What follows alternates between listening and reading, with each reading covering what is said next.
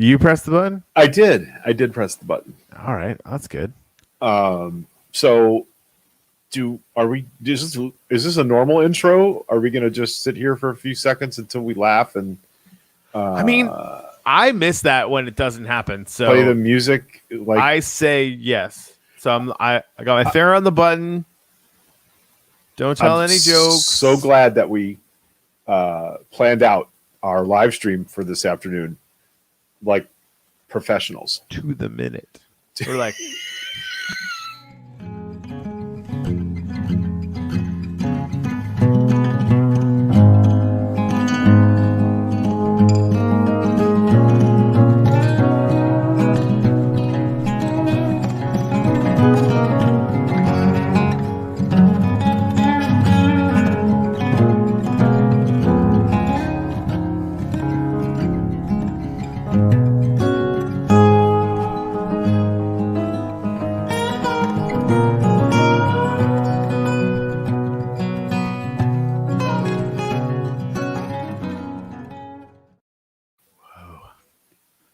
I'm looking at stuff. All right, so we're gonna play some videos. I'm bouncing live to the Uplifters channel as well. For those of you that don't know what's going on, like Greg and I do this morning show on Facebook and on our old YouTube channel that isn't anywhere near as cool as the new one as a combined effort. Anyway, so we talk about all sorts of stuff. We actually brought that show down to used to be 3 days a week. We brought it down to 1 day a week. Because we're all in the uplift all the time. We got too much stuff to do, man. But we wanted to come live this afternoon because the Perseverance is going to be landing live in probably an hour and 45 minutes now, maybe 2 hours. And 3:55 Eastern. I'm sorry we're here way early for. But I mean, we just decided, screw it, we're going to hang out, play a bunch of really cool sciencey videos, and then probably go and hang out. I've got a bunch of building left to do in the uplift. You guys can get some sneak previews of that. We got a bunch of ideas. I just got off the phone with Max and Lisa from the Crown team, who are doing all sorts of stuff. We have really fun ideas around that, and it's just all this is all stuff. So basically, this is going to be an afternoon of G Money and I hanging out, and you guys can hang out with us if you want to, and if you don't, get the fuck out. I'm sharing this with all of my new friends in the Telegram sphere. Yeah. So it's now been shared out to the Crownlandia channel and all sorts of good stuff going on. No, it is not landed yet. It's not a they. Well, it's a robot. It actually is a they because there's a helicopter. So the drone is like a separate robot. So no, they have not landed yet. It's going to happen at 3:55. I had my timing wrong. The coverage starts shortly on NASA TV, but what's the time lag? Like, when is it really going to be landing? Isn't it like 8 minutes? Just 8 minutes? Did you say that? Oh, I'm sorry. Yeah. What was I talking about? I don't know, but it's 8 minutes. The signal takes 8 minutes to get to Mars. So this is the thing, and we're going to show a couple of videos while we're here because that's what we do. Why wouldn't we? But essentially, once they've committed to entering the atmosphere, there's nothing we can do. There's nothing we can fix or repair or address. It's on its own and making its own decisions, which is crazy about speed and about landing, about optimal landing positions. And Corey, are you landing? Seth wants to know, Corey, are you landing on Mars? Not today. Yeah, not today though. Someday. I mean, if they're looking for middle-aged, overweight radio broadcasters, I'm in. And that's who they need. Yeah, especially the ones that chain smoke. That'll go well. Not really a thing. Yeah, but I would totally love to go. I think that's one of those things that I feel like most of humanity that we know missed the pioneering era. And this was maybe the next first possible pioneering opportunity in the last 100 years will come along when we get to go to Mars. So pretty cool. Yep. Pretty cool. So I got some videos queued up here. Okay. Including the insane engineering behind Perseverance Rover. And this is the thing. Can we please have a moment to appreciate the supreme nerd beings that make all this happen? I mean, they're extraordinary. And they actually repaired things on Curiosity after it landed by sending instructions for it to repair itself. Yeah, how do you do that? Yeah. It's amazing. So anyway, here is the insane engineering of the Perseverance rover. Audio's on. I gotta pee real quick. Thanks for sharing. Yeah, but I don't want to. Well, this is 19 minutes long, so.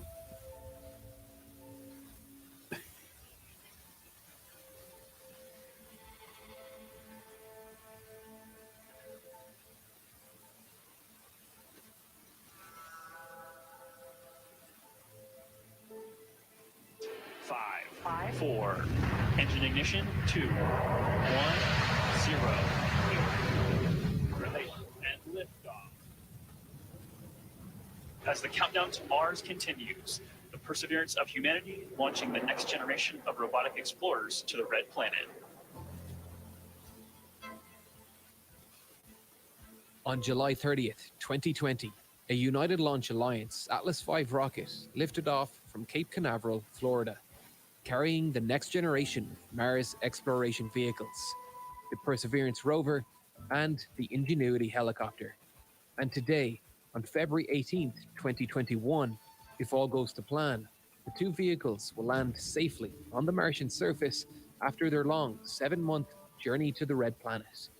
Only 40% of missions sent to Mars have been successful, and Perseverance will have to endure a vicious and complicated landing sequence as its creators wait, powerless to intervene, waiting for news of its success back in Pasadena. The Perseverance rover is the largest and heaviest rover JPL has ever sent to Mars, heavier than the Curiosity rover by 100 kilograms. And with that extra weight comes a whole host of new gadgets. This isn't some slightly upgraded version of the Curiosity rover. Perseverance is benefiting from almost 10 years of advancement of technology. It's packed with fascinating and novel technologies that will form a stepping stone in humankind's eventual first steps on the surface of the Red Planet. This is the insane engineering of the Perseverance rover.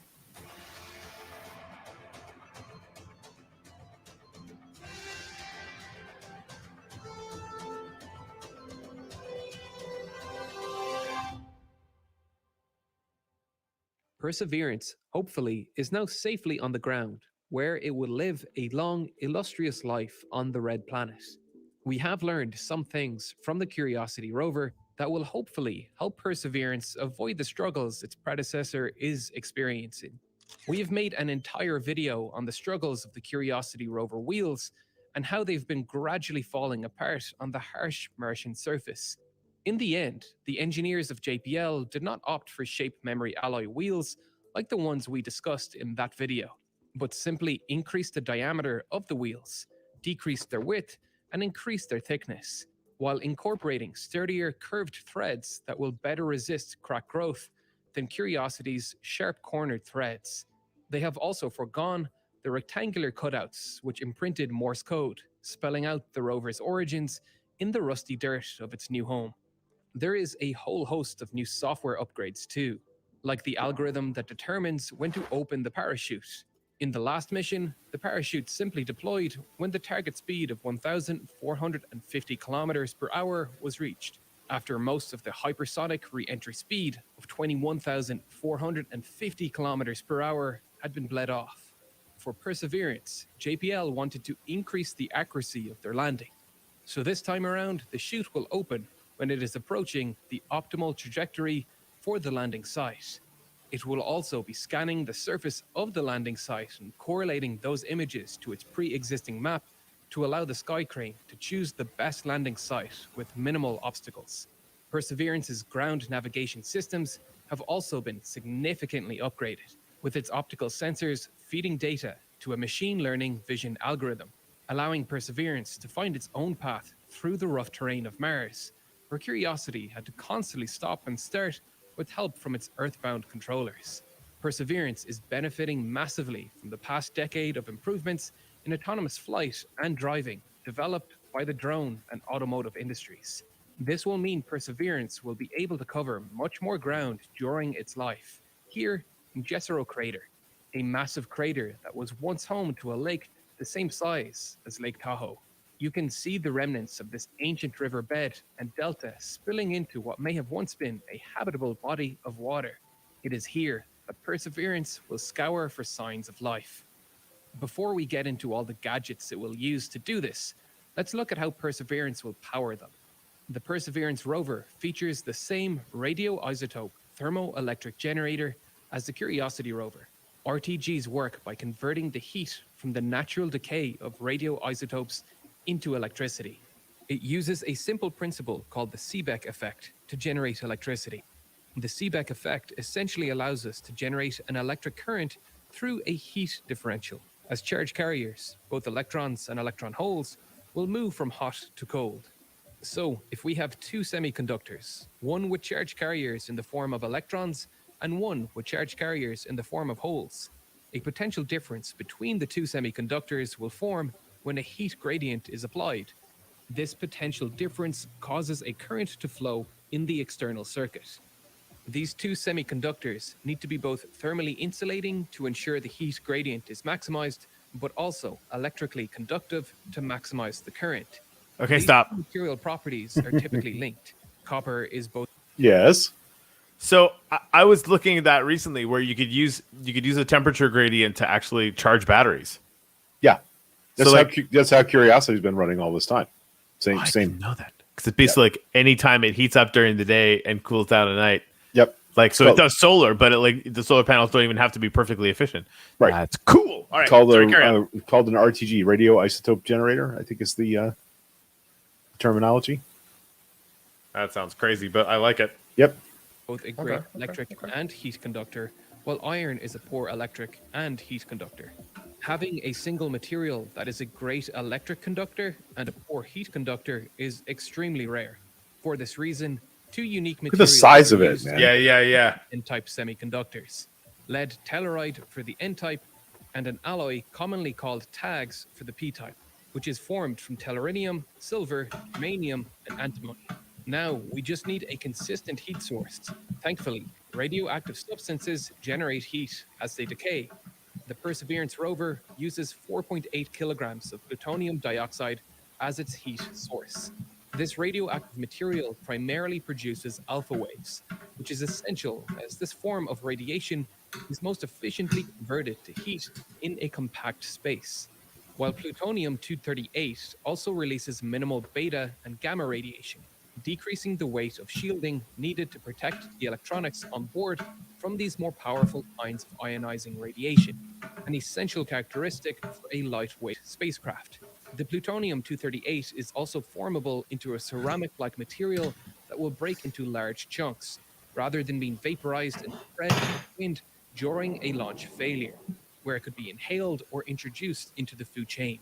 The electricity this unit can provide will gradually degrade from its maximum of 110 Look at watts at that. launch as its plutonium heart naturally decays, losing half of its energy every 87.9 years, which is much longer than the 138-day half-life of the early polonium-210 RTG prototypes. Another advantage of plutonium-238 for this application. This will power all of the instruments on board, like the MOXIE, which is one of the new devices I am most excited about aboard Perseverance. MOXIE is a new oxygen generation device that will test a vital technology for any future human mission to Mars. You may wonder, like I did, how is this different from the oxygen generation present in the International Space Station? There is obviously a limited supply of oxygen there. Why do we need to test this new technology on Mars when we obviously have a tried and tested method of creating oxygen already? Surely. The International Space Station does not really recycle oxygen. Oxygen is created on the International Space Station through electrolysis of water. This produces hydrogen and oxygen. The hydrogen is then reacted with carbon dioxide to form water and methane. The methane is then simply exhausted into space while the water is fed back into the system. The International Space Station requires regular resupply of water, as we are losing 2 hydrogen atoms for every oxygen molecule we create. This is not a closed-loop system, and water is a pretty heavy material to be shipping to Mars. The Perseverance rover will test a new method of oxygen creation using this device, which will use solid oxide electrolysis to instead. Why is Mars red, Corey? Isn't it iron oxide? Uh-huh. Oh, okay, good talk. break the plentiful carbon dioxide in the Martian atmosphere into oxygen and carbon monoxide. Its operation is fairly simple. Air will be taken in through a dust filter by a specialized pump designed to be as light and compact as possible, called a scroll pump. Scroll pumps are pretty cool. They consist of two spiral scrolls, one stationary and one rotating. Air is taken in at the Huh. inlet here, and as the secondary scroll rotates, it traps and squeezes air against the primary stationary scroll. This continues to happen as the volume between the two scrolls decreases down the spiral, causing an increase in pressure. In this case, it causes the variable pressure Martian air, which is typically about 100 times lower than Earth's atmosphere, and compresses it to match Earth's sea level pressure. These kinds of pumps are lightweight, energy efficient, and reliable, making them the perfect air pump for the Perseverance rover. The pump feeds the carbon dioxide rich air through a cell stack. Each stack consists of a catalytic cathode, a solid electrolyte, and an anode. As air passes over the cathode, which operates at 800 degrees Celsius, the carbon dioxide is split into carbon monoxide and oxygen ions. According to this reaction, the oxygen ion passes through the solid electrolyte to the anode where it is oxidized, combining with a second oxygen atom to form gaseous O2, which is then passed out of the anode cavity and tested for purity. MOXIE can produce 20 grams of oxygen an hour. However, the unit will not run continuously as it draws too much electricity, which will be needed for another operation. In total, the MOXIE system needs 168 watts, which is actually more than the 110 watts the RTG can provide at any one moment.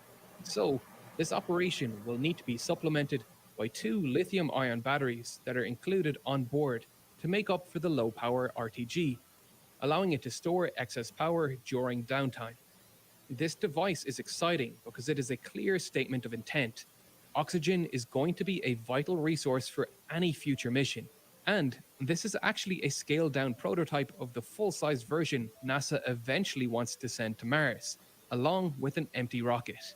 The full-scale version will produce about 2 kilograms per hour, which will gradually be stored inside the awaiting rocket over the course of a year and a half, providing life-sustaining air for any future human missions and the oxidizer needed for the ride home. The next device, which is also... Yeah, if you can make fuel on Mars, you don't have to carry it with you. So you send the rocket ahead of time, set up the MOXIE, and just have it generating rocket fuel for, I don't know, a year. Putting it in storage tanks so we can get things home. So depending on a future Mars mission to complete its purpose, is the core sampling drill. The Curiosity rover sampling system drilled and scooped soil into this instrument, the SAM, standing for the Sample Analysis at Mars. The SAM is located here on the rover. It contained multiple tools that would be commonplace in many Earthbound labs: a mass spectrometer, a gas chromatograph, and a tunable laser spectrometer, each looking for different signs of life on Mars. Perseverance has replaced the space this unit took up with a totally new system, the Sample Caching System. The robotic arm of the rover features a coring drill, which will cut out cylindrical core samples from the Martian surface. Once collected, the robot head mates with the drill bit carousel, where it transfers the bit and the sample tube into a rotating carousel that takes it to the belly of the rover, where another robotic arm resides. Here, a number of operations takes place. First, the arm pulls the sample tube out of the drill bit and takes multiple images of it, before and after calculating the volume of the sample. Then, it stores it in one of the 42 slots under the belly of the rover, where they will remain until the rover deposits them in these sample tubes at a designated caching spot on the surface of Mars. Right, and then of course they have to go to pick them up. Can I volunteer? Send another rover designed by the ESA to Mars in 2026. This rover will deliver the samples back to its NASA-designed lander, which will load them into a Mars Ascent vehicle. What? Blasting the samples into orbit, where an ESA Earth return vehicle will be waiting for it. Hey, can you pause this? They're going to bring those samples back from Mars. Is that actually supposed to be out there in 26? Yes. And $5. They're starting to design the storage facility and the testing facility for them now. They have 10 years to complete it because Yeah. the samples won't be ready for testing until 2030. Yeah, $5. It's not. We get them in person. That picks them up. No, it's getting. SpaceX is going to land a BFR next to it, send a drone to go pick them up, and they'll be like, "Hey, you guys want these? you appear to have left them here, and it's like 2025." And they're like, "Yeah, no, we can bring them back, I guess." Like, yeah, we got you. Yeah, right. Like, yeah. I mean, you can go to all the trouble if you want, but yeah. Bring soil back from Mars with robots. If that isn't insane engineering, I don't know what is. Breach. We have barely scratched the surface of what this rover is capable of. There is a whole host of new sensors on board that do not require Perseverance to collect soil, each using different forms of electromagnetic radiation to investigate the ground below them. The Sherlock instrument on the robotic head will look for signs of biosignatures using Raman and luminescence spectroscopy, which both detect molecules based on how they interact with UV light. It will sit about 5 centimeters off the ground, where it will focus its UV laser onto the soil and be able to detect chemicals that would indicate the presence of past life.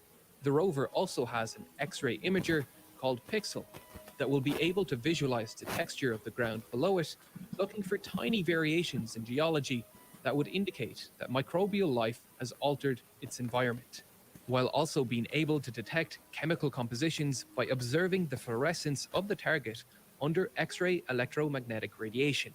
There are several other sensors, like the ground-penetrating radar imager located at the rear of the rover, which will give us visualizations of the composition of geology up to 10 meters under the surface. It's got butt radar, Corey. I mean, you need butt radar. Even Period. identify water Obviously. resources buried below, a vital resource for human missions. These are just some of the sensors on board, and of course, there are the usual high-definition the usual that are going to send back amazing images to Earth. The usual. And this time, we included a microphone, so we'll be able to hear what our future life on Mars may sound like. It may even catch the word. Hey, can you pause it? Here's what it's going to sound like.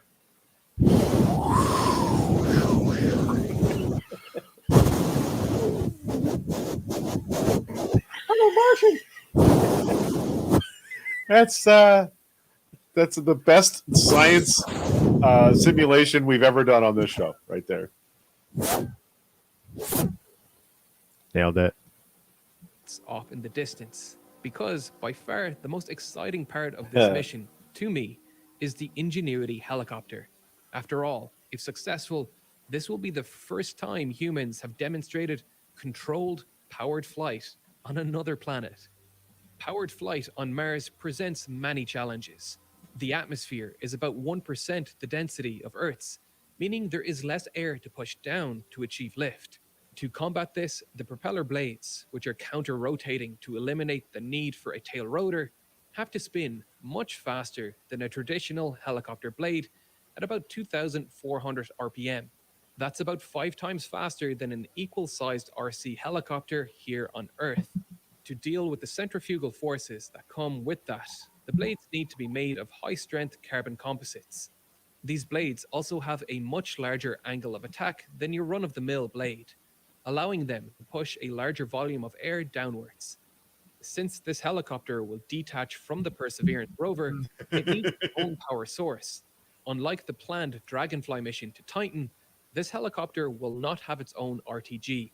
Creating an RTG capable of fitting into this tiny 2-kilogram helicopter is 4 pounds. infeasible. Instead, it features these solar panels, which will charge 6 lithium-ion batteries on board, and these, in turn, will power the motors and cameras on board for a max flight time of about 90 seconds. This is simply a technology demonstration that will hopefully give NASA and JPL the information they need to approve and design a future flying rover. Today, the 18th of February, 2021, is a historic day that I and many others will remember fondly for years to come. I remember exactly where I was and what I was doing when the Curiosity rover landed, and I remember seeing this man on my screen, a man who subverted my vision of what an engineer working on something this advanced was supposed to look like. Babak Firdausi. I could see myself being in his seat. He was relatable, not the white shirt, black tie, nerdy figure I had grown up expecting. I remember because I was a fresh college graduate, struggling to find a job at a music festival, begging the organizers to put the landing on the big screens, but just ended up watching the live stream on my phone in a tent that was falling apart. I didn't fit the stereotype either. Today, on the historic landing of Curiosity's younger brother, I released an interview on Nebula with that man that I now somehow call a friend, talking about his career into JPL and what it was like becoming famous literally overnight. That interview is now available Nice. ad-free on Nebula, along with a whole host of new original content not available anywhere else.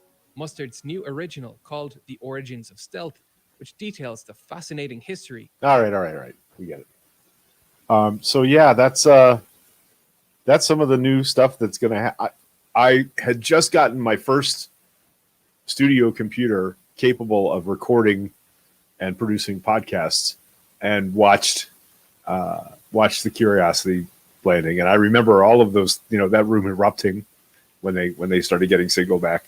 And I'm a big giant space baby, so I'm super excited about today. Big giant space baby. Yeah, so they're telling us now that 3:55 p.m. Eastern U.S. time is the expected landing time. So I'm thinking that means we need to come back about 3:40, 3:35, 3:40, and do this some more. What do you think, Corey? All right. Yeah, I thought we were just gonna stay alive. I got coffee, freaking ready to rock and roll. Unless you want to go take a nap, I'm totally cool either way.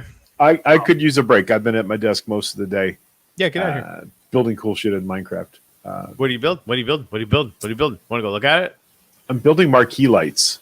Huh? When you look at a sign and the lights chase around the edges of the sign. Yeah. Making my marquee lights in Minecraft. Okay. Cows optional. All right, I'm now deeply confused. Yeah. Well, the big giant crown image that I built. Yep. Is going to have lights that chase all the way around the borders of it. I'm excited to see that. I saw your test for it. Mars Zone in the Uplift. We need to find a mesa biome. Have like a crew of people go in and take all the cacti out. And then like build a giant version of Curiosity. And, yeah. That'd be cool. That's a good idea. That'd be really cool. Yeah. And then sell the installation as an NFT and donate half of it to some fucking space thing. Space charity? Space charity. I'll bet you there's somebody that puts telescopes in the hands of school kids. That's a really good idea. I was just saying, like, we should. I kind of flipped on myself. I was like, maybe we should use it to buy SpaceX stock, and just every time it appreciates, use that. And this is annoying. This is why crypto is so good. If they were in the crypto sphere, I would own SpaceX already. But because they're not, and they're only doing private rounds of funding, I can't own SpaceX, which makes me mad. So yeah, Jungle, relocate the cacti. Yeah, no, we want to definitely save the digital cacti. You must be an acolyte of one Lisa Chandler. Yep, has to be. Who keeps us honest in the best possible ways. She told me today she wants to make sure that when we build Crownlandia that we do not, in fact, use any forced labor or kill any animals. So it's going to be and you can sustain yourself in Minecraft on bread and watermelon and apples. But like I would have failed at that doing the DNA build. Well, yeah, because you killed a llama. I killed a llama. Yeah. Well, accidents happen. He pushed that llama. He totally pushed that llama. The llama pushed first. The llama was asking for it. The llama was asking for it. Well, we made him a nice memorial plaque at the base of the state. He will forever be like he's the most memorialized NPC llama that has probably ever lived. Probably, yeah, probably. All right, so yeah, let's go take a break. We'll come back like an hour from now. We'll go right up to landing time and then watch all the nerds freak out in the Mission Control Center at JPL. God, I hope it works. Pretty good day. Pretty good day. I know. Like, and it's not a certain thing. You know, we've crashed them before, more than once. Yeah. So hopefully NASA's like got the best track record for landing stuff on Mars by far. So yeah. Well, yeah, this is really a JPL show. I mean, NASA got was the rocket that made it, get there, but this is the Jet Propulsion Laboratory. So yeah. It's not their first day. Makes me want to watch The Martian again every time I see stuff about. Me too. I love that movie. Yeah, that's good stuff. Good stuff. All right, guys. That's going to do it for us for right now. We'll be back in an hour. We'll do the whole thing over again, closer to landing time. So there's something to talk about for the show. And Corey's going to have a nap. No, I literally just made afternoon coffee for the first time in like 6 months. I'm gonna drink coffee and do work. I think. Okay. So maybe I'll just stay alive. I was telling people on the Max thing, the Crown thing, of which Max is like, one of the grand poobahs. He was saying like, could we have an automatic camera that just kind of went around everywhere? Well, you can't do that, but like we could incentivize a player to just stream, like, because he was talking about that slow TV stuff where they strap a really awesome camera on the front of a train and you can just watch train TV for like hours and it's in real time, right? Which is kind of fun. Well, so yeah, like streaming it out and do like a hashtag The Uplift Live, then we can aggregate it on this channel. So wherever people are going live from would automatically populate to a channel here, so that people could just find like, hey, what's going on? Maybe it's community cluster, maybe it's chicken ka or whatever. I just thought it was a really cool idea. So you could feasibly do a webcam by creating a second account and parking that character or that player somewhere in the game. You'd have to have it running on its own machine with a viewpoint, and then you would just stream what that player is seeing. But it would have the effect of right. Yeah. I mean, you can't stay awake 24/7, 365. But you could park it in an interesting spot for several hours, and then have somebody get on the game and move them around. Wait. Couldn't you use timed commands? Somebody could write a script that would make it change, that would make it teleport once every 10 minutes. I don't know. I do, because any command you could put into console, you can put into a script from smarty pants people that aren't me, right? But if you could, so that's a command you could do. You just, and the camera angles always can be the same. But if you stood in the top left of one of the things, you'd be able to just kind of pick a spot that's sort of generally up in the air, looking down at a community plot. As an example, you probably wouldn't want to go too much bigger. But random places up and down the train thing, you could do it. That's crazy. That's, again, all these ideas. Just somebody remind me in 2 months after we're done the beta sale, because I don't want to fucking think about it, right? We got too much shit. But we might be able to do it, which is interesting. Okay. All right. So yeah, we're gonna take a break. We'll be back. Are you sticking around? Because I'm gonna duck out of here. I think I'm gonna stick around. If somebody in the comments says this is boring, I'm just gonna do it anyway. Yeah, I'm just gonna be sitting here anyway, so I might as well do that. If you guys want to, anybody watching live, if you want to ask me questions, I'll keep checking in. If anyone has any questions about the uplift, I would prefer questions that that were focused on the next couple of months, just because I'm not thinking too much about the after stuff. But that is kind of fun, and then I'll just go build, and we'll have a good time. And you can go take a nap. I'll be back in a while. All right, bye guys. Later. Boom.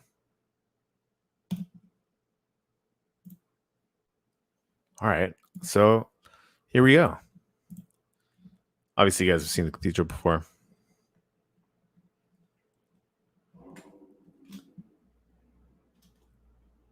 Yeah, Danish crypto. There you go. So it's possible, yes, other than that, you can have a couple of admins there, have remote control the extra account, and make it move sometimes, right? Or even teleport it sometimes, right? If you're whoever sort of the in-game manager at the time, assuming that we're even going to have those, they could just every 10, 20 minutes or whatever, teleport it to the next prescribed location. All right, so I got to teleport to 400. Oh, I put my name in there. You'd think I was totally new at this. I'm building something for Blue, guys. I don't know if you knew this, but he's been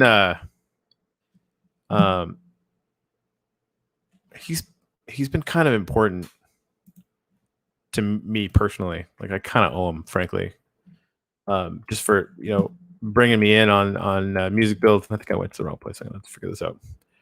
Oh no, we should be good. I think I'm just up in the top corner. There you go. Yep.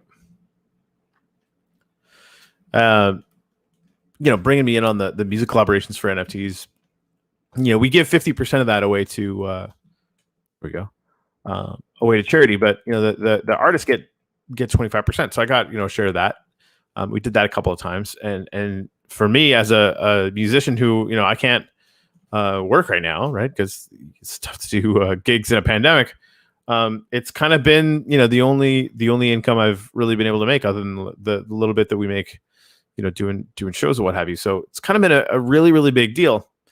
And then, we did this build for the Tiamo thing where, some of my friends got to do Minecraft builds and they got to be part of that as well. And I just really, I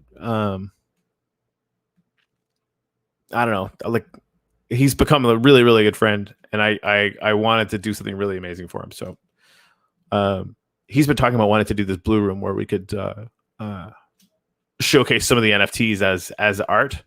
And I wanted to do it eventually we're going to have, I believe anyway, this is possible. And so we're going to make it work somehow.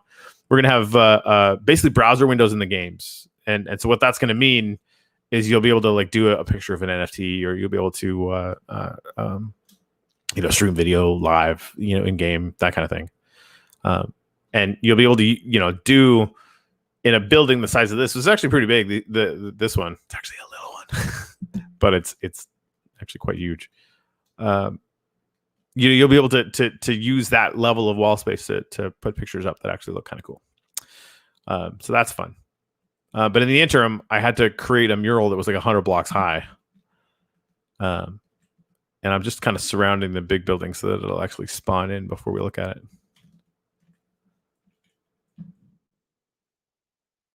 So this, my friends, is the blue room. And it's freaking massive. Real big.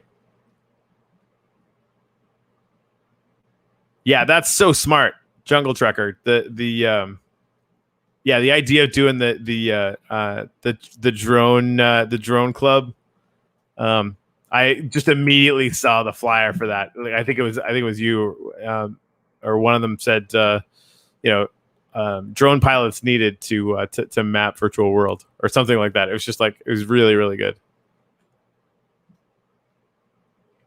Anyway, so yeah, this is one of my more ostentatious builds. Luckily I had some help, especially on the trees, because I'm not really good at trees yet. And then one of my friends came through and put blue flowers by hand everywhere, which I thought was a really nice touch. Anyway, this is happening.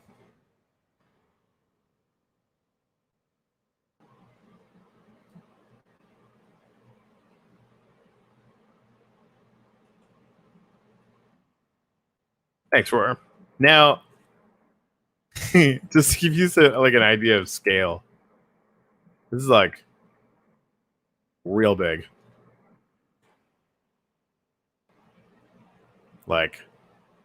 Really big. I'm thinking about removing everything in the middle, and then maybe making a glass spiral staircase, an inside-out Guggenheim. But I'm not sure what to do with that. So I think that would be the best way to be able to see stuff like this. Any of you guys with the Uplift Art NFTs, you'll recognize this. It's one of his awesome pieces of art. And so we have enough room to put them up on all the walls. And this is the thing: there's so much room in the middle that we're going to be able to effectively have a giant building in here, right? And of course that'll have. I was thinking about, again, doing this really, really long spiraling walkway. I'm also thinking about doing an inverted cone. The more I think about it, the more I think it's likely. I like the way that this light gets chopped up. And if I did it again, it'll basically fractalize all the light twice as it's coming in. Which would be really cool. Probably. Anyway. And we're going to need some water elevators. And I don't know how to make those. So I'm not going to. I know some people who do.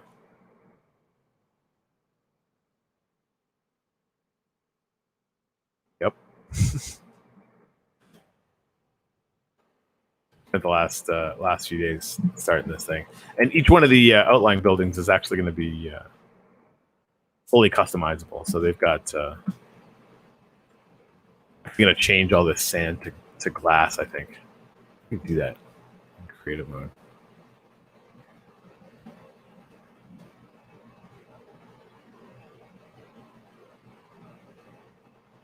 There's like a wall too.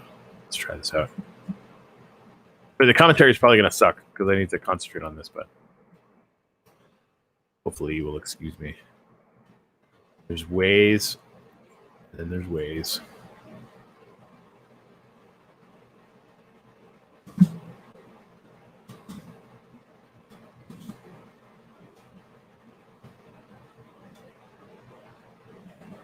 I mean, even this looks pretty cool.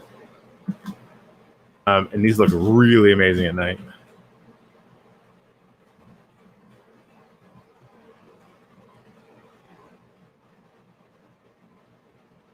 I'm going to leave all this stuff down here just because it's like super rad.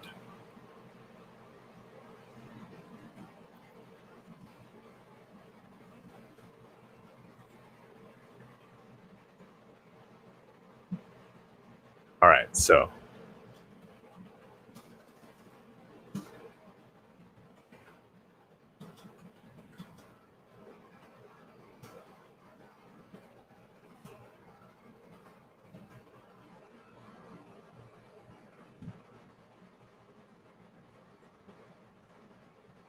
that's interesting.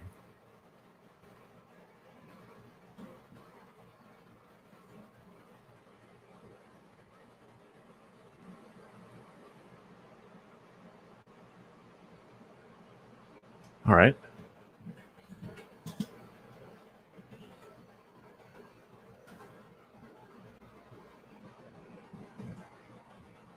Oh man, and the light even is coming down all the way from the top.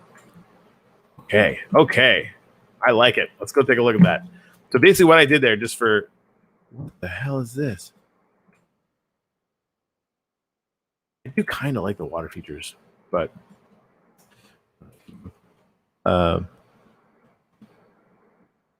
yeah, IMAX theater style screen for video would be cool, viewable from inside or outside somehow. Yeah, I mean that's on our list, right? And yes, it's lava. And that's one of the things we were talking about on the Crown Call, was that you can actually Google this browser window inside Minecraft, and oh yeah. This is what I wanted. And I think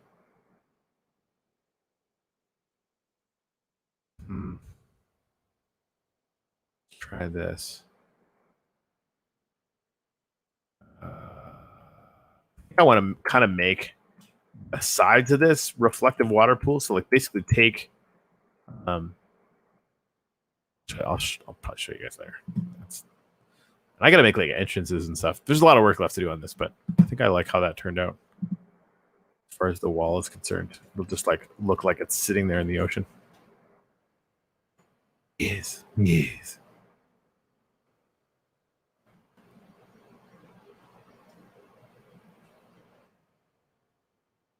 Fancy.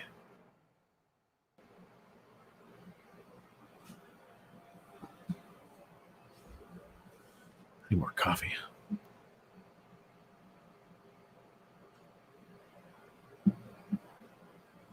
So yeah, if you want to sign up as a drone pilot, let us know, because I think that's something that I would really like to have happen. Like, it would require, probably a certain amount of time flying through the world every day, or something to that general effect. And get this sand out.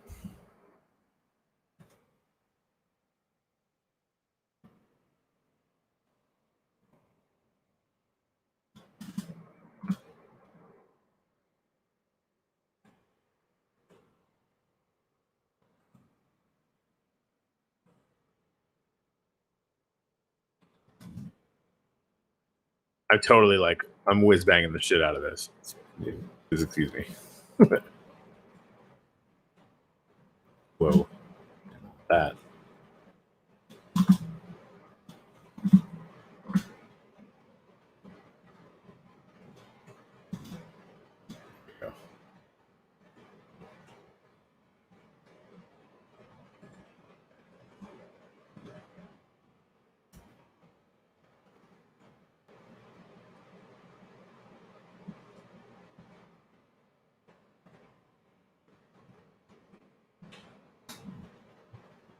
Go.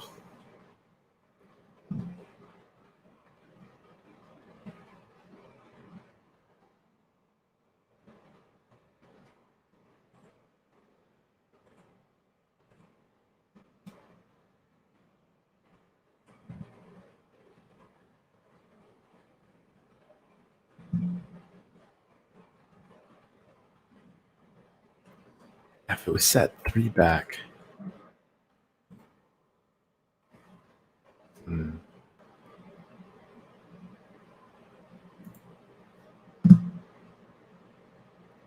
Totally using the whiz bang.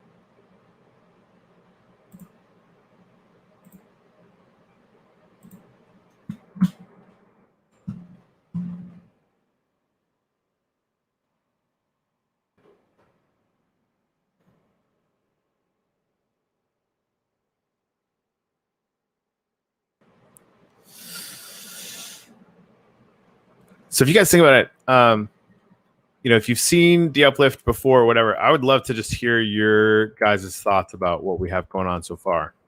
If you think it's good, like what kind of sparked your interest in it, if you are in fact interested in it. I'll definitely kind of read the comments as we go here, just for fun. Thanks, air glass. There's been a huge discussion about whether to have like the stuff that I'm using now is called creative mode. There's sort of like lots of conversations about whether we should do that or not. Yeah, that's gonna look pretty good, I think. Oh, that's interesting. So it did when we were downstairs. Crypto muscle. You know damn well I'm not going to tell you what the server address is. Nice try, though. I mean, the server address wouldn't do you any good because I'm not going to whitelist anybody, but your persistence is duly noted, sir. Yep. So, I mean, just to get into that, only people that are, joining teams that are operating in the cluster. There's a few people that are coming in to do work for me, for the team. But generally speaking, it's we're not going to be letting people in until we do the land sale, and then obviously the people that hold the land key NFTs will be in, and they'll be able to whitelist at least one person, probably two, to their land, and that would actually have the automatic effect of whitelisting them for the server as well. So that's fun.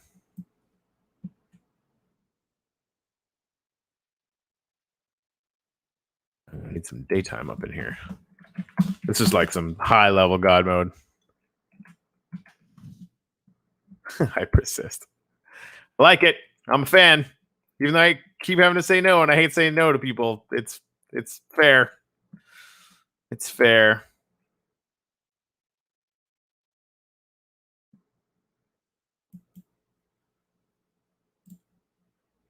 Nope. There we go.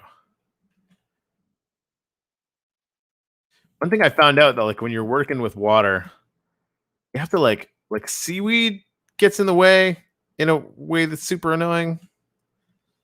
I gotta tell you, if you told me a year ago that I'd be like basically spending most of my time in Minecraft as this like giant cryptocurrency, NFT metaverse revolution, I'm not 100% sure that I would have believed you. Pretty sure I would have thought you were crazy. And I would have been wrong, which is fun. All right.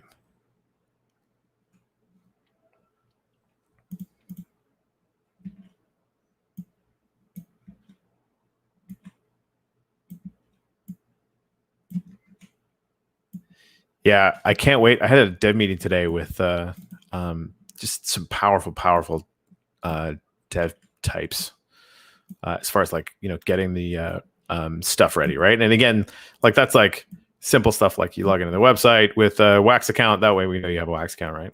And on our website, the uplift.world, you'll be able to log in and then register your Minecraft account, right? That's how we're gonna make sure that the land key NFTs can get associated to the building rights for people actually in the game. That's like we're just gonna kind of map all that stuff together, so it's all automatic. It's gonna be some good whiz bang.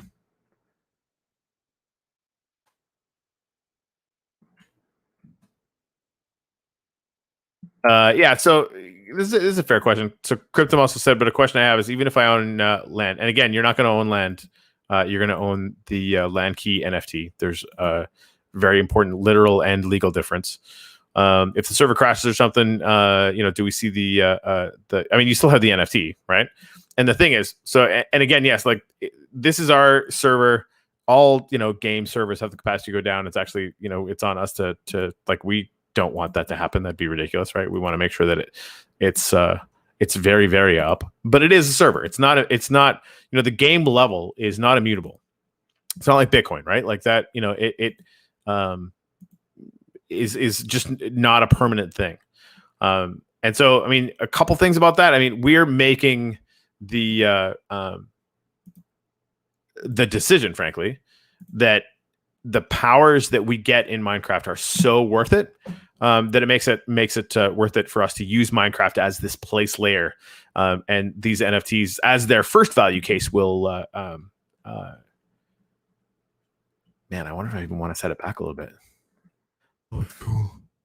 The first thing that those land key NFTs will do is sort of be able to grant you rights in this metaverse, right? But this won't be the last. Right, like if this works half as well as I'm starting to think that it will, one of the things on our dev list is to build out like a whole, like basically a mirror universe, like a mirror dimension in virtual reality, and that won't be on Minecraft, and that will be entirely based off of our own game code and whatnot. So yeah, I mean it's not just some like random server, like it's on us to keep the thing going. And we're going to, but yeah, the immutable part about it is the NFT. And one thing that we find really, really interesting and that we're going to be focused on is making sure that we continue to add value to these NFTs, because it doesn't just have to be one world; it can be any world, right? So it's going to be fun.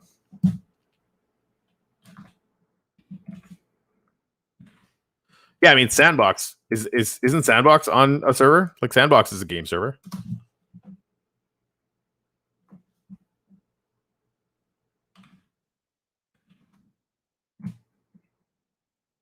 Oh, I think I broke it.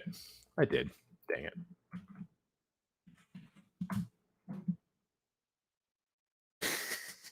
Oops.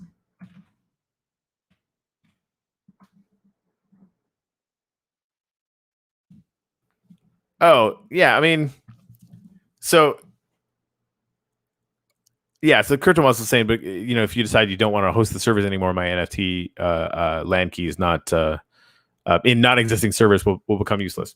So yeah, that's like saying, like, if you bought a license to buy Minecraft and Minecraft was just like, we're just not going to host Minecraft anymore.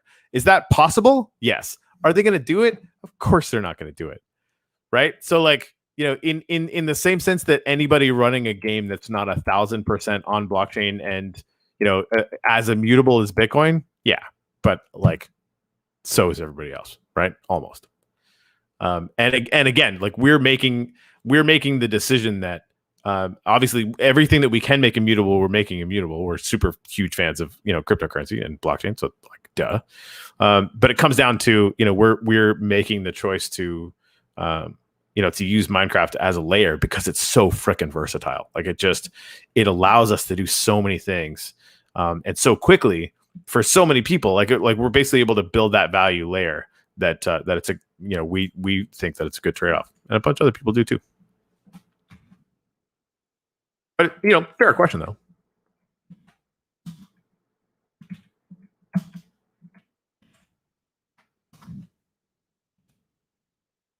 go. I saw Gary running around in here. If you see a Wookiee, that's Gary. He's the crazy genius who's been building out the Boyd stuff, which is amazing. Like, just really, really amazing. What you doing there, buddy? Or is that Seth? Yeah, it's Seth. Different guy. Same team. There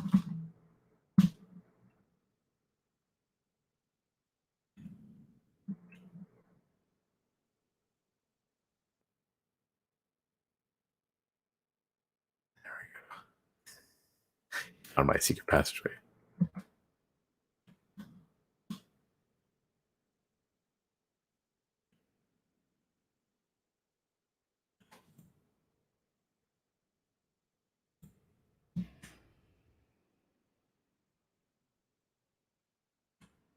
So is Sandbox using decentralized servers, or do they have a central server? I like, for everything that I knew, is they're running it on their own. So like, that's not an immutable system. But I could be wrong. I could very much be wrong about that. I don't know their back end.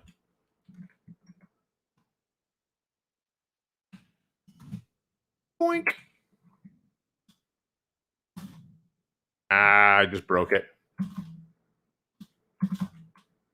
Again. Undo. Shit a lot.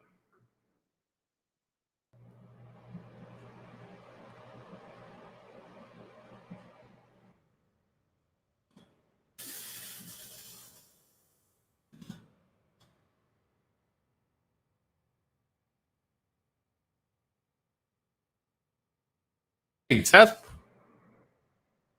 I'm not gonna lie. I agree. I'm pretty excited about how this is turning out. About to clean up. I was thinking too, Seth, I should have waited until I'd kind of fix these things up. But I just copied them and pasted them anyway, because I knew they'd look really, really good from the sky, and I wanted to send him Blue a picture because he's like stuck in a crazy snowstorm, and you know, he was excited about it. So there we go. Yeah, I mean, this just looks so cool. It's not even done too. I think I'm going to add walkways between them.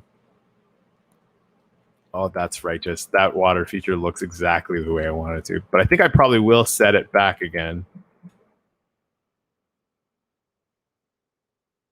Then it's like, it's almost got that infinity pool vibe. You know what I mean? Like it's not that sharp line between here's the ocean and here's the buried pyramid. Cool. All right. Sounds good. He said to himself. I mean, this is gripping content. I'm like, this is makes total sense why you guys are here.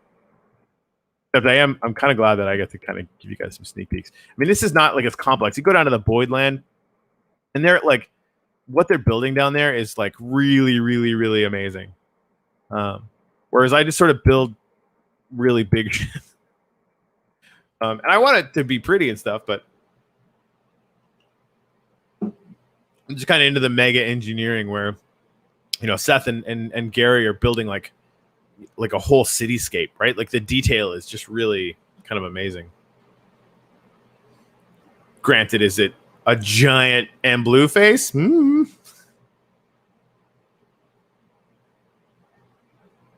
thanks, Crypto Muscle. If that works, like, you know, I should probably put like a couple of rail plots as a bounty to get, you know, some invites on some shows. Remind me about that, Mr. Persistent. By the way, that is, I absolutely appreciate you for doing that, being persistent, even though it makes me sad I have to keep saying no.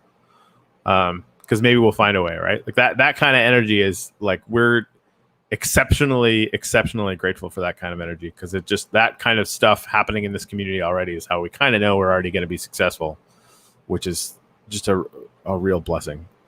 I mean, it's a fun idea, and it just seems to be attracting some amazing talent. So anytime anybody wants to put energy in like that, I want to make sure that to whatever extent possible, we reward them for that and amplify that energy as much as we can.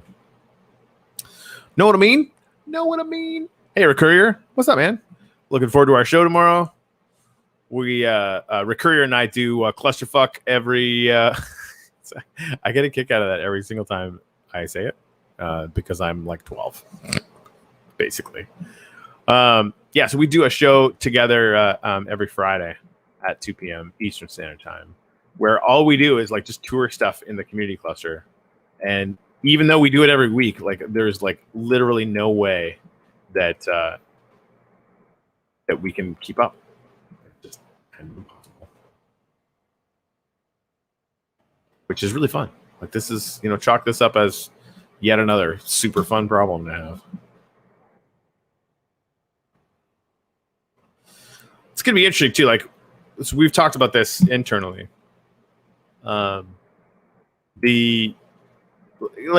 target market right now, right? It's obviously, crypto people who understand NFTs, people who understand sort of the value proposition in metaverse where, you can be building and be near neighbors and have foot traffic and do this sort of virtual version of the real world and stuff, right? Because you guys all get it. Like you guys know exactly what what this is all about. You've seen examples of it, so that when we kind of fly through and you see a crypto monkey logo, you're like, oh, dude, this is going to be lit, right? Or the Boyd QR code, which I'm still just deeply fascinated with. But crypto winter is coming, right? Not soon. I think, it's probably going to mirror the last cycle. It might even go longer. We don't, obviously, we never know. Does this bull market end in November, or does it end in January or February? Who knows, right? But it seems really fair and logical to presume that it's coming. And who knows? It could be even like 6 months later, or like a little bit earlier. Although I sincerely doubt that. Anyway, so crypto winter is coming, and we're then going to be pivoting to marketing specifically to the top 100 influencers in the Minecraft space, because to 140 million people that play Minecraft in the world, and if we get even 1% of them, that's 1 million people, and that's insane. It's also true that apparently 60+% of the people that play Minecraft are over 18, right? So like there is, in our little wax ecosystem, which of course is growing all the time, there's a really strong market for this, right? Like we're and obviously you guys are here early or whatever, so getting land anywhere kind of within the first 10-kilometer radius of the center is probably be pretty good, right? Like we can at least make a safe presumption about that. But if we succeed even a little bit in talking to Minecraft people and getting them interested in this kind of thing, like it's just going to be insane. And then again, like this Minecraft layer is obviously really important to us. There's a lot of value to it. There's a lot of just the dynamics of it, right? Like it's so easy to do stuff. People are coming in to build games within games. Like it's just, it's an amazing way to bootstrap. We're already thinking, anybody who owns a Landkey NFT, when we go to different platforms, they're going to own, like, we're just going to basically like kind of fork, right? They'll still, own all the same keys and rights and privileges that are associated to the uplift here, but it'll be like a whole other dimension, right? We'll have a whole other game world in VR that we run ourselves that, that you'll just be able to teleport to, and you'll have the same land there that you do here, just be in a different dimension, like Earth 1, Earth 2, or whatever, right? So we want these, these Landkey NFTs to just have immense value. And this Minecraft world is the first part of it, but it's not the last part of it. So I don't think about that too much these days, just because we're, obviously trying to get the minimum viable product out and really focus going into the to the launch in, like, what's the countdown at? Like 15 days and something? Yikes. But it's fascinating for me to think about, because that, like, watching what, and if you've seen it, watching what Alien World is doing, or watching what Crypto Monkeys is doing, or watching what Our Planet is doing, even, right? Where they're, like NFTs that are used for one project don't kind of stay in that ecosystem necessarily, right? Like, because it's a public blockchain, you can use any NFT to kind of do anything programmatically that you want. Right. And so, watching them do collaborations, the Crypto Monkeys Alien Worlds collaboration was really awesome. So it's just, that part fascinates me because I don't think we've scratched even the tiniest little bit of the surface of what we're going to be able to do in the future. Yep. And I mean, the incentive for us as a company to do it, like the way we're setting up the secondary market stuff. Like 50% of the secondary market sales are going to go into the rewards pool, and you're actually going to be able to watch what's in the rewards pool at I believe it's theuplift.xp, and I think there's like whole 900 wax in there right now. But we've got an idea we hatched just today to fuel that up, which is going to be fun. Our goal is to get to 1 million wax as quickly as possible because. And Blue has actually donated 1 million wax as matching funds. So we're going to do a community drop where people are going to be able to, buy some limited release NFTs that are basically just like community NFTs. They look really, really cool, but they're not going to have any power necessarily in game, although they could so easily. This is the thing, right? So the idea, like we just talked about this an hour ago. We meant, let's say 1,000 of these things, right? And sell them for 1,000 wax. We already have like 100 people that have said that they want to buy one for 1,000 wax, so it makes sense. And again, like we're not doing this to make money. We're doing this to get that wax into the rewards pool. Because if we raise 100,000 wax doing this community drop, and Blue's going to match it with another 100,000 wax. And again, 1/365th of that every day is going to get put into the hot wallet that we're going to use for rewards that day, right? So that's kind of how the basic tokenomics work. But what I was also thinking is that we should maybe put up 100 plots of land that anyone who holds those tokens could attend an auction that would run kind of 3 days before the big one, right? And basically bid on anything for those as well. And again, if you guys have any questions, I'm kind of just like talking about ideas we had an hour ago, so they're not exactly fleshed out, all subject to change, not promising anything. But if you guys have any thoughts about that, I'd love to hear it, because I really liked that idea. But what do I know? Nothing.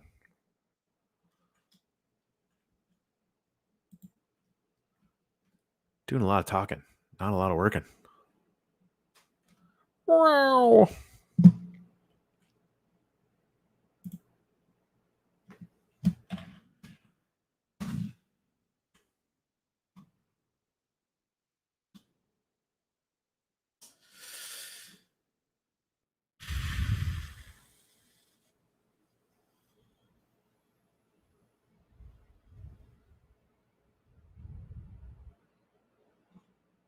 Yeah, this is going to look so much cooler when I have the water kind of spilling over the edge all over the place. That's going to be good. Yeah, this, honestly, and I was telling Blue this morning. I wanted to surprise him with the whole thing, but I suck at surprises. I totally sent him pictures today, and it's nowhere near done. This really is like, I wanted to just express a really, really intense level of gratitude. Because honestly, like, Blue invited me to come do music with them and start working with his team on Uplift Art stuff. When I started talking to people about this idea, he was the first person I talked to, and he got it instantly, right? And that's always fun. And the Crown crew, when I talked to them about it, they understood it instantly too, which was really, really fun. And ideas around or whatever, and then basically we just realized we could just team up and do it, and that was before we wanted to call it the Uplift. And really, like, we realized that the calling it the Uplift, like, there's going to be some brand confusion, right? Like, we have Uplift Art, we have the Uplift, like, what the fuck is going on? And really, they're like, really close siblings.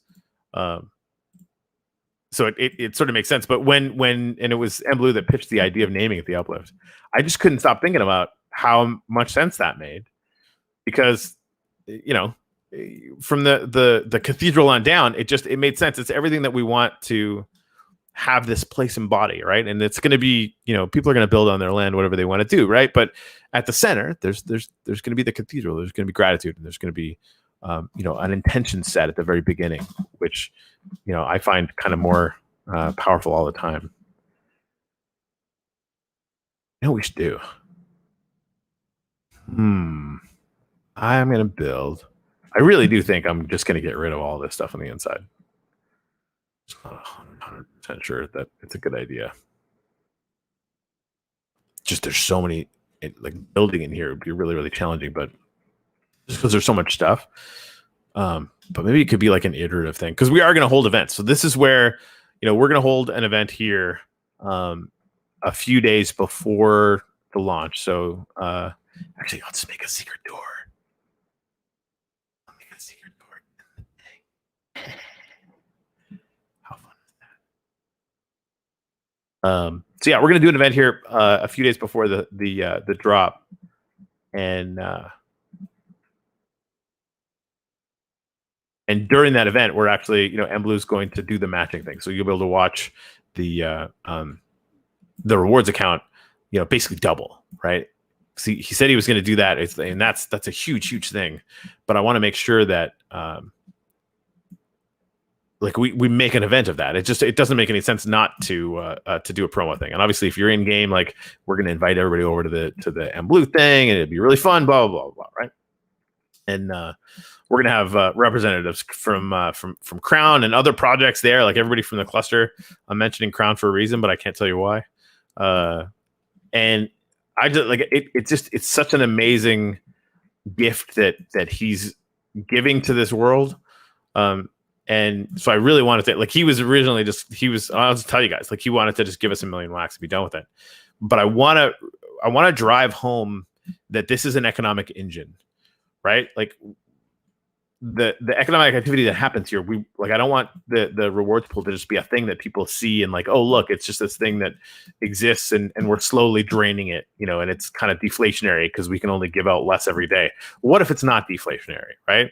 What if there's more rewards all the time because we keep making the land more valuable, because half of the resale value, secondary market stuff, goes right back into the pool, right? Like, that to me is very, very interesting. So I wanted to have it so that we do matching funds instead. So basically, the economic activity or donations or whatever we get from the community drop, and I think I'm pretty sure we had that idea just now on the Crown thing, and by we I mean somebody else who's smarter than me, Lisa Chandler to be exact. Anyway, so I'm really excited about that. I think because it just means that it's persistent, right? Like, we set this thing up as a regenerative economic engine. And the more, economic activity that happens here, the more rewarding it is just to hang out and play, right? Like, just to walk around or to build stuff or whatever, right? Oh, geez. Fire.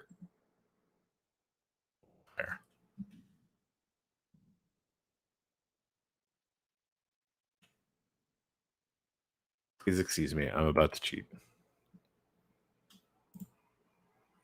Not very well, apparently.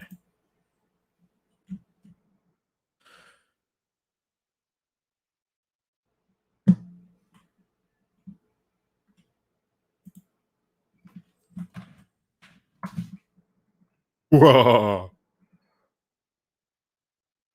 As you can tell, I am very easily amused. If you could, guys, do me a favor and write down some things that you are grateful for in the comments. They could be big, they could be small. Gratitudes tend to be much more powerful if they are about someone, if you are grateful for someone in your life. And this is this is a really interesting thing. It's actually more effective for you the more you are grateful to others. That is something that I have been told a zillion times, and I have absolutely witnessed in my life. Oh, sweet. Recurrier, that's awesome, man. Cool. All right, I'll get that done. Could you actually send me that in Telegram? Because otherwise I will more than likely forget. I don't know if you've met me, but there's a lot going on, man. There's a lot going on. But that's really cool, though. It was great interviewing those guys.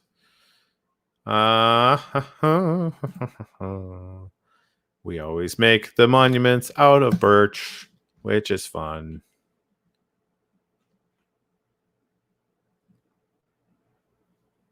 Awesome.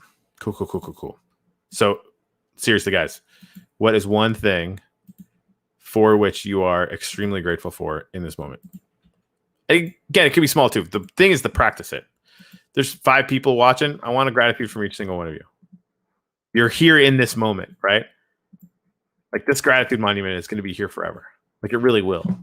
And when Emblu sees this or hears about it, you know, awesome. Thank you, Lisa. Everything first. Perfect.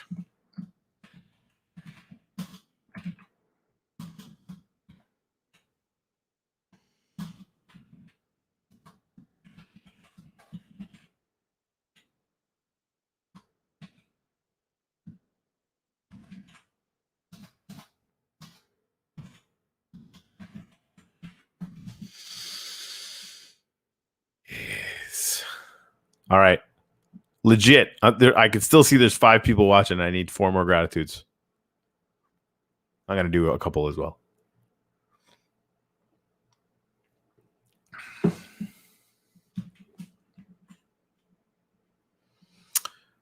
You know what, though? I want this to be 5.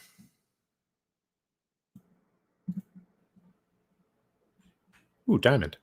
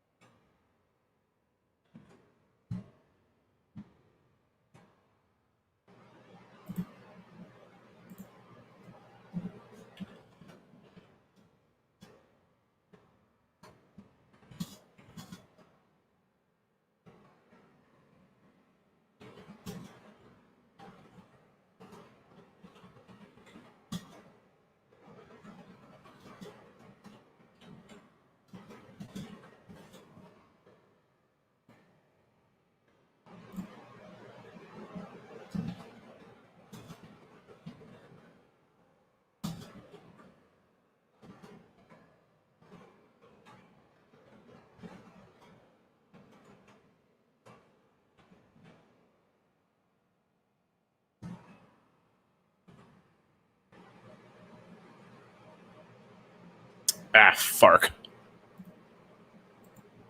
Thanks for career. So I need 3 more. I'm watching. I can see you guys through this camera, you know. I can see you. Oh, I'm not even showing that. But it'd be funny if you did see that because I was looking right into your soul. Be grateful for something. Write down something you're grateful for in the comments. Just do it. It won't hurt you. I promise.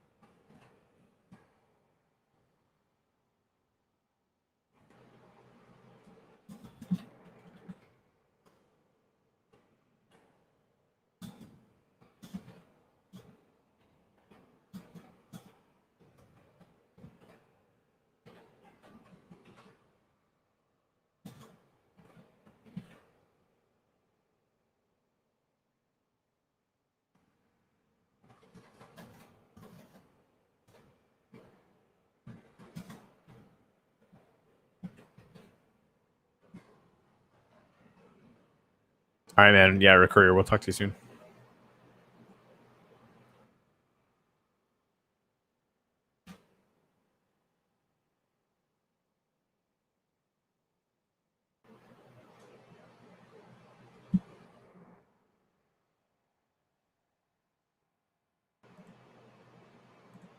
All right. Thanks, Roar.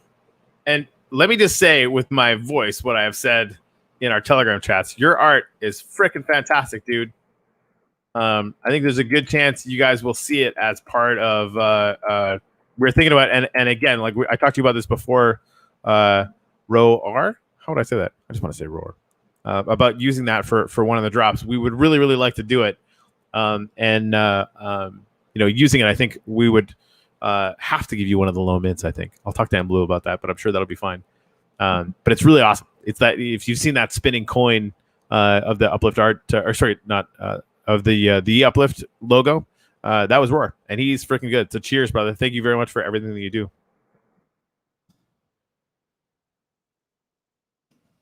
Can't spell worth crap, but the intention is good. There we go.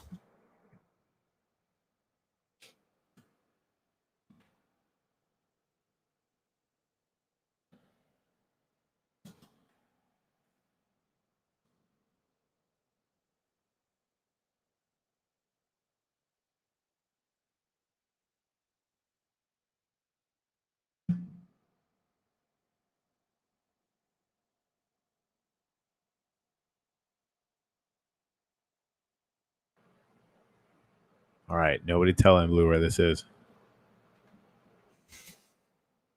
I won't be mad if you do, for the record.